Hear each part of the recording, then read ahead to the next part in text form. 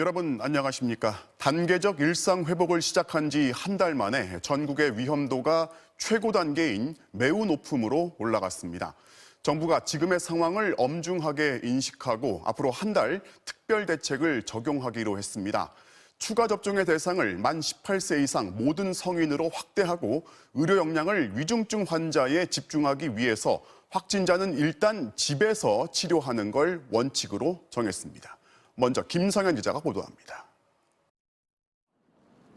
전국의 코로나19 위험도는 매우 높음. 일주일 전의 높음보다 한 단계 더 오르면서 5단계 중 최고 수위를 기록했습니다.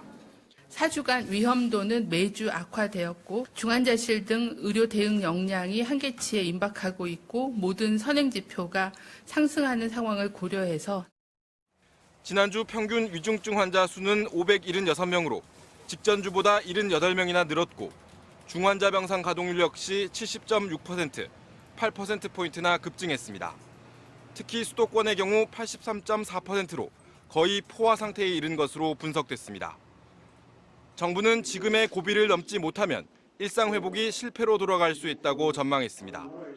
지금까지와는 차원이 다른 또 다른 고비를 맞고 있습니다. 어느 때보다 더 큰 경각심과 단합된 대응이 필요합니다.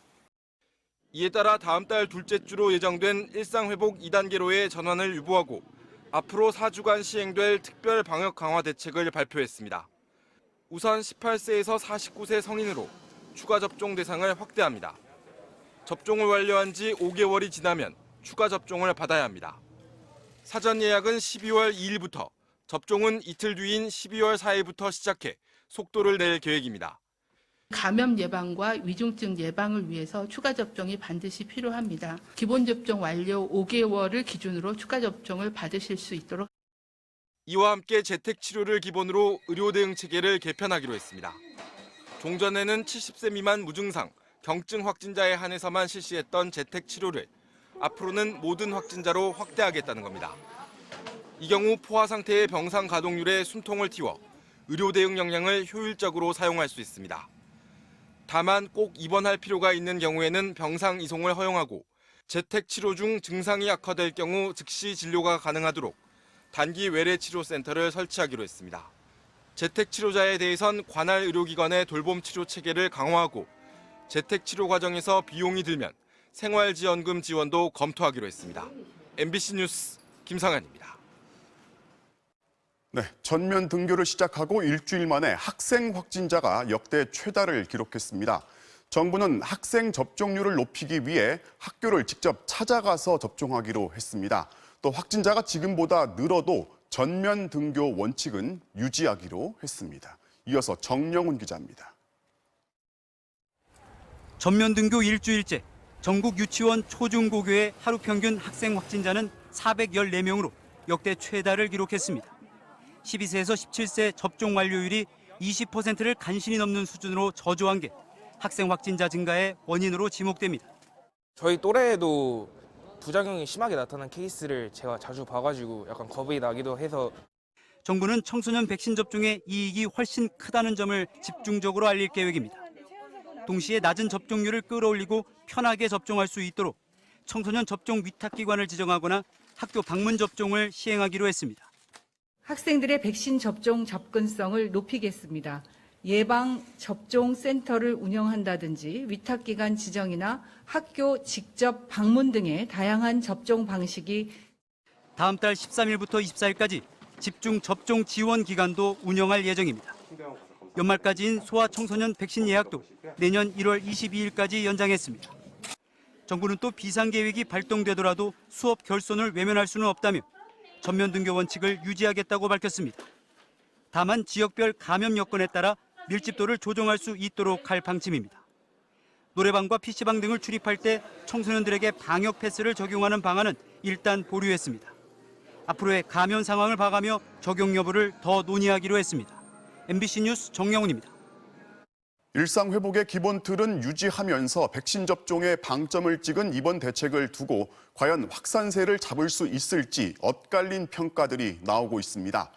민생 경제에 미칠 파장이 우려되지만 거리두기를 다시 강화하지 않고 백신에만 기대기에는 당장의 상황이 엄중하다는 겁니다. 이준범 기자가 전문가들 의견을 들어봤습니다. 태어난 지 한 달 된 아기가 있는 35살 남성은 코로나 확진 판정을 받은 뒤 나흘 뒤에야 생활치료센터로 들어갔습니다. 아기가 있고 급한 거는 아는데 지금 확진자가 워낙 많고 대기자가 워낙 많기 때문에 얼마나 걸릴지는 확실하게 모르겠어요. 아파가지고 너무 확진자가 늘어나가지고. 이런 일이 벌어지는 건 확진 규모 자체가 커진 탓에 일선 방역 현장의 대응 역량이 한계치에 가까워졌기 때문입니다. 이에 따라 사적 모임 규제 같은 거리두기를 강화해야만 한다고 지적하는 전문가들이 많습니다. 일상복이라고 하는 것이 한방향으로 쭉 나아갈 수가 없는 거거든요. 중간에 문제가 생기면 약간 졸릴 때도 있어야 되는 거고. 하지만 정부는 식당, 카페 인원, 시간 축소 방안 등 거리두기에 관련된 조치는 당장 시행하지 않기로 했습니다. 어렵게 시작한 일상 회복을 되돌려 과거로 후퇴할 수는 없다는 게 정부의 입장입니다. 자영업자, 소상공인들의 반발, 그리고 시민들의 방역 피로감을 고려한 조치로도 해석됩니다. 국민들의 불편과 민생 경제에 미치는 영향이 크고 사회적 의견을 좀 더 수렴할 필요가 있어 추가적인 의견 수렴 절차를 밟도록 결정하였습니다. 대신 추가 접종의 속도를 내 확산세를 꺾고 위중증을 줄이겠다는 구상입니다. 추가 접종 대상을 모든 성인으로 확대하면 돌파 감염 예방에 도움이 될 수 있을 걸로 보입니다. 다만 성인 대다수는 올해를 넘겨야 추가 접종 시기가 다가오기 때문에 당장 효과를 거둘 수는 없습니다. 이에 따라 병상 확충이 마무리되고 고령층 추가 접종 완료 시점이 되는 다음 달 중순까지는 확진 규모와 위중증 환자 증가가 계속될 것이라는 예측도 나오고 있습니다. 앞으로 한 달 정도가 고비인 셈인데 정부는 사적 모임 자제와 방역 수칙 준수를 통해 일상 회복을 계속 지켜나가야 한다고 당부했습니다. MBC 뉴스 이준범입니다. 델타보다 전파력이 높다고 알려진 새로운 변이 바이러스 오미크론이 14개 나라에서 확인되면서 빠르게 번지고 있습니다. 국내 유입을 막기 위해서 정부가 아프리카 8개 나라의 입국을 전면 금지한 데 이어서 이 오미크론 변이를 신속히 확인할 수 있는 검사법 개발에 착수했습니다. 김아연 기자입니다. 현재 오미크론 변이 감염 여부를 확인하려면 전장 유전체를 분석해야 해서 5일 정도가 걸립니다. 정부가 이 기간을 하루로 단축할 수 있도록 새로운 변이 PCR 검사법을 한 달 안에 개발하겠다고 밝혔습니다. 또 이스라엘과 일본 등 일부 국가들이 외국인 입국을 전면 금지하며 오미크론 변이 유입 차단에 나섰지만 정부는 아프리카 8개국 외에 다른 국가에 대한 입국 금지 조치는 검토하지 않고 있다고 밝혔습니다. 대신 격리 조치 없이 여행을 허용하는 이른바 트래블 버블 협정을 맺은 싱가포르와 사이판 등에서 오미크론 변이가 확인될 경우 협정을 일시 중단하기로 했습니다. 오미크론 변이의 국외 발생 현황과 국내 유입 감시를 강화하고 주기적으로 변이 바이러스의 위험도를 평가하여 대응 방안을 강화하겠습니다. 오미크론 변이는 전파력이 빠르다는 것 외에 다른 특징들이 아직 확인되지 않았는데 남아공과 달리 백신 접종 완료율이 높은 우리나라의 경우 오미크론 변이의 돌파 감염 위험도가 얼마나 되는지가 관건입니다. 오미크론 변이가 알파와 베타, 델타 변이의 돌연 변이 부분들을 모두 갖고 있다 보니 백신 회피 능력은 더 높을 수 있다는 전망입니다. 백신 효과가 떨어질지 안 떨어질지에 대한 예측되는 자료는 빠르면 1, 2주 내에 나올 수 있고요. 돌파 감염이 얼마나 되는지, 또 전파의 속도는 어떤지 이 부분이 더 중요해요. 백신 회피 능력은 2주 정도면 알 수 있지만 전파력과 치명률 등은 대규모 감염 사례에 대한 분석이 필요해 최소 한 달 이상 걸릴 것으로 보입니다. 전문가들은 현재로서는 오미크론 변이에 맞설 최선의 방법이 추가 접종이라고 밝혔습니다. MBC 뉴스 김아영입니다.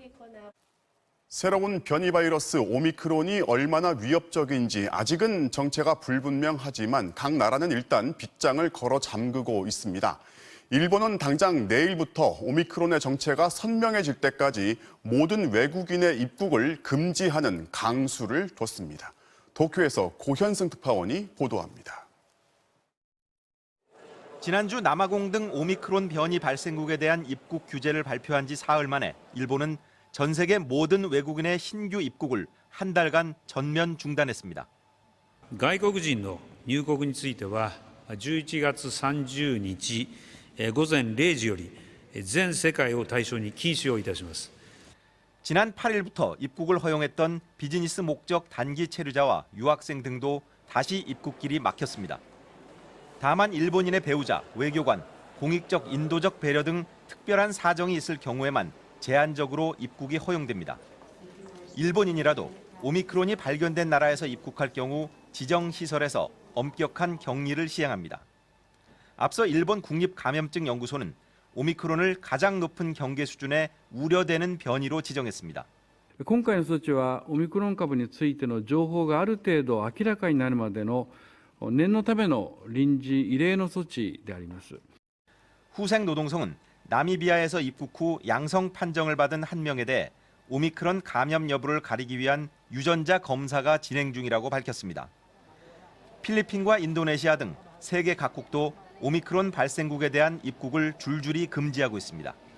싱가포르는 여기에다 아프리카와 왕래가 잦은 아랍에미리트 등 중동 3개국에 대해서도 무격리 입국 허용을 연기하기로 했습니다.